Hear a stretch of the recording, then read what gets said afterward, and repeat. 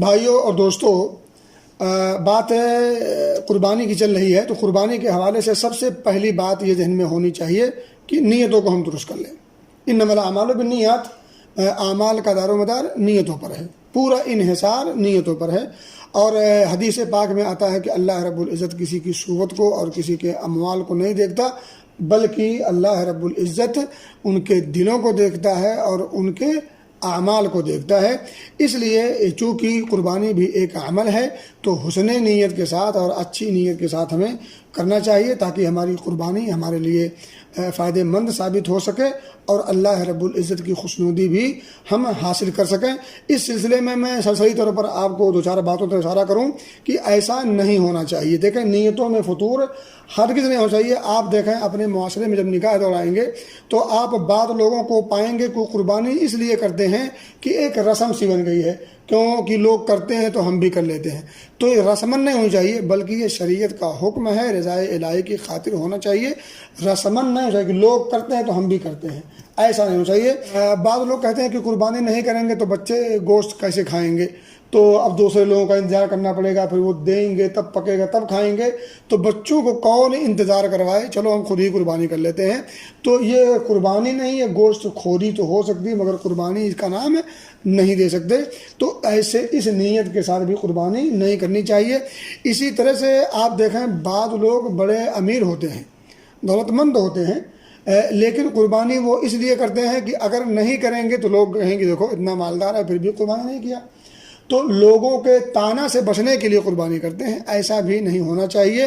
اسی طرح سے آپ دیکھتے ہوں گے اپنے ماحول میں کچھ لوگ موٹا تازہ اور عمدہ اور قیمتی جانور خرید کے لاتے ہیں، اور نیت یہ نہیں ہوتی ہے کہ چلو عمدہ مال اللہ کی راہ میں قربان کریں، بلکہ نیت یہ ہوتی ہے کہ لوگ دیکھیں گے قوم اور قبیلے کے لوگ تو کیا کہیں گے، بھائی ہاں محلے کے لوگ یہاں واقعی، تو شہرت کے لیے، دکھانے کے لیے کہ لوگ کہیں گے بڑا قیمتی لے کے آیا، بڑا مہنگا لے کر کے آیا، تو یہ لوگوں کو دکھانے کے لیے موٹا تازہ لے کے آتے ہیں۔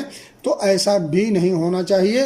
اسی طرح سے آپ دیکھیں ماحول میں کچھ لوگ ایسے بھی ہوتے ہیں جو بخیل ہوتے ہیں، تو بخیل اپنے مال کو بچانے کے لیے کمزور قسم کا، لاغر قسم کا، بیمار قسم کا، یا جو دیکھنے میں اچھا نہ لگے یا گوشت وغیرہ اس میں نہ ہو، یعنی دبلا پتلا لے کر کے آتے ہیں تاکہ کم سے کم قیمت میں حاصل ہو جائے۔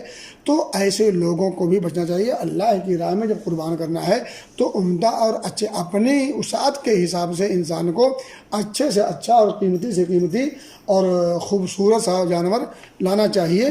تو یہ 4-5 چیزیں میں نے اشارہ کی ہیں کہ نہ تو رسمی طور پر کریں، اور نہ ہی بچوں کے گوشت کے یا اپنے گوشت کھانے کے انتظام کے طور پر کریں، نہ ہی کسی کے طعن و تشنیع سے بچنے کے لیے کریں، اور نہ ہی دکھاوے اور شہرت طلبی کے لیے ایسا ہونا چاہیے۔